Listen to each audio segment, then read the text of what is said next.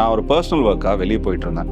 And திருப்பூரை பொறுத்த வரைக்கும் இங்கே எல்லாமே டெக்ஸ்டைல்ஸ், கார்மெண்ட்ஸ் அண்ட் அப்பேரல். அப்போ தான் இந்த உலகத்துக்கும் அவனுக்கும் சம்மந்தமே இல்லாத மாதிரி என்னோட சைல்ட்ஹுட் ஃப்ரெண்டை மீட் பண்ணேன். இங்கே எல்லாரும் ஃபேப்ரிக்ஸ், பையர்ஸ், காஸ்டிங், எம்ஓகேன்னு பேசிட்டு இருக்கும்போது அவன் கம்ப்ளீட்டாக டிஃப்ரெண்ட்டாக ஒன்று பில்ட் பண்ணிட்டு இருந்தான். He was making products for aged people to improve there mobility and recovery and also walk with dignity.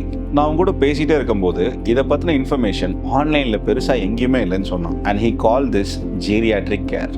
இப்போ இருக்க families they are really confused what to buy for their elders and how to use it. And ஒவ்வொரு வீட்டில் நடக்கிற real இஷ்யூஸை பற்றி பேசணும். Like வயசாகும் போது அவங்களோட moment ஸ்லோவாயிரும் and ஹாஸ்பிட்டலில் கிடைக்கிற அதே கேரை ஹோமில் எப்படி கொடுக்கலான்னு புரியுற மாதிரி சொன்னோம். அண்ட் அதை பற்றி நிறைய கேட்கும்போது நீ என்ன ரெக்கார்டாக பண்ண போகிறேன்னு கேட்டான். And that's how podcast started. உங்கள் வீட்லேயும் ஏஜிங் பேரண்ட்ஸ் ஒரு எல்டர்ஸ் இருக்காங்க அண்ட் நீங்கள் தான் அவங்களை கம்ப்ளீட்டாக பார்த்துக்கணுன்னா this conversation will give you complete clarity.